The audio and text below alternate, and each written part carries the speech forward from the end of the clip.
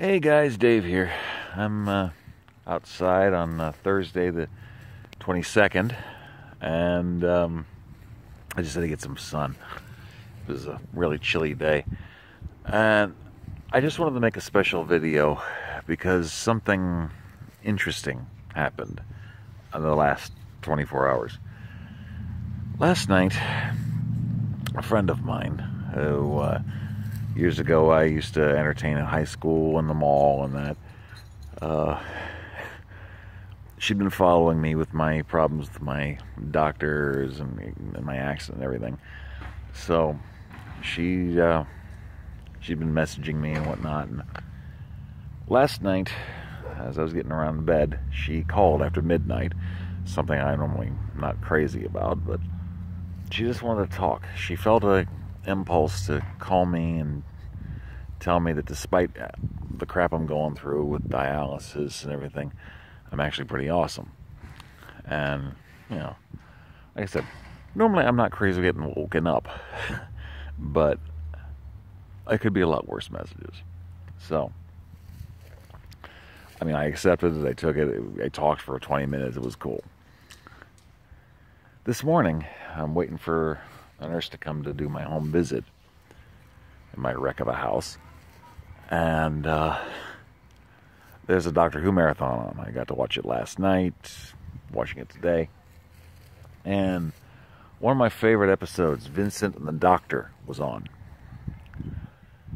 Now, after dealing with the monster of the episode, the Doctor and Amy took Vincent Van Gogh to the future, to our present, I should say, to a museum to show his gallery of work. He wanted to show that, despite these little paintings that this madman in Provence was doing, he was more than just this guy that he could barely get any work sold when he was alive.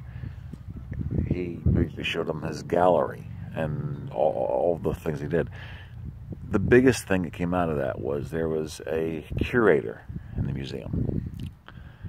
That curator spoke about how Vincent took the pain of his life and turned it into passion and beauty and projected that onto the world to see it in a brand new way.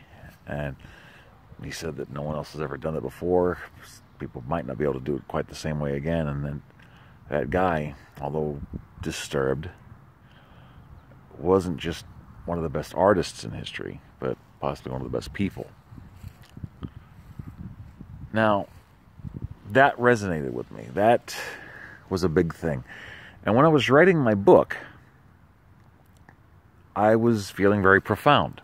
I had a lot of my thoughts to put down. And that was the most important thing I ever wanted to do.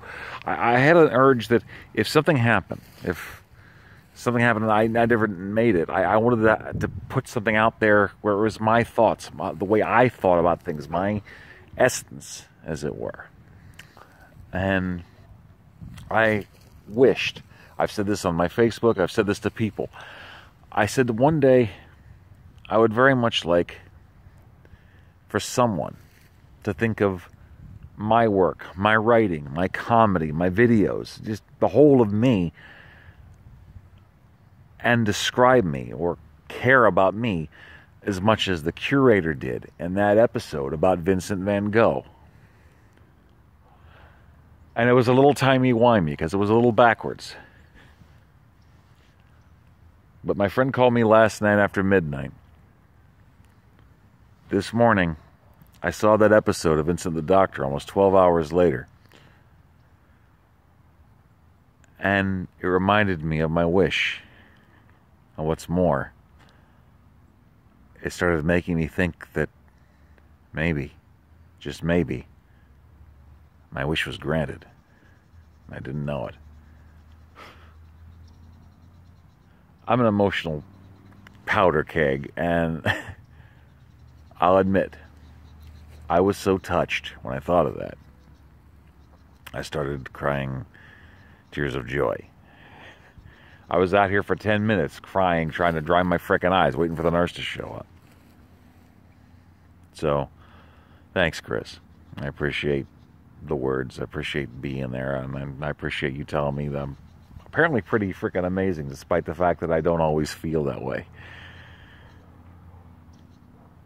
It's the little things. It's the little things we do. It's the little things we say.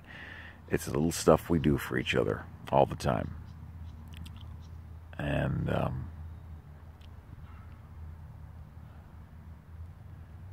I do appreciate it. I do. And we never know what impact we're going to have on somebody. This is why I try to be nice. This is why I try to be friendly. This is why I try to put a smile on people's faces. And in a weird way, decades later, it started coming back to me. So